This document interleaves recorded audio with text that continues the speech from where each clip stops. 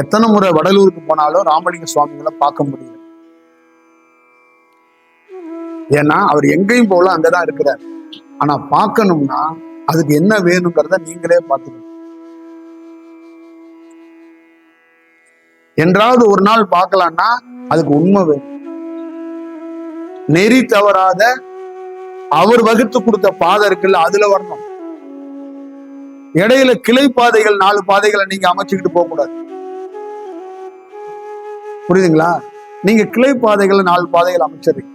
நீங்க என்ன நினைச்சிடுறீங்கன்னா, கடவுளால் தோற்றி வைக்கப்பட்ட எல்லா பேருமே ஞானி தான், எல்லா பேருமே குரு தான், எல்லாம் கடவுளால தோற்றி வைக்கப்பட்ட எல்லாமே சாமி தான் அப்படின்னு நீங்க நினைக்கிறீங்க. அப்படி இல்லை, அப்படி எல்லாம் கிடையாது. அதை நீங்க உணர்ந்து கொள்ளுங்க. புரியுதுங்களா? இந்த நாட்டுல நடக்கின்ற எத்தனையோ, இந்த உலகம் முழுக்க நடக்கின்ற எத்தனையோ குற்றங்களை ஏன் கடவுள் கண்டுகொள்ளல, ஏன் அமைதியா இருக்கிறார் அப்படிலாம் என்ன கேட்டீங்கன்னா, எல்லாம் எண்ணத்தால நடக்கிறது. இந்த எண்ணம் என்னன்னா, பல ஜென்மமாக போராடியவர்களுக்கு இந்த ஜென்மத்துல இது கிடைக்கணும்னு அவங்க பிறப்புல தீர்மானிக்கப்பட்டது. அதை அவமதிச்சிடக்கூடாதுன்னு இறைவன் காத்து இருக்கிறார்.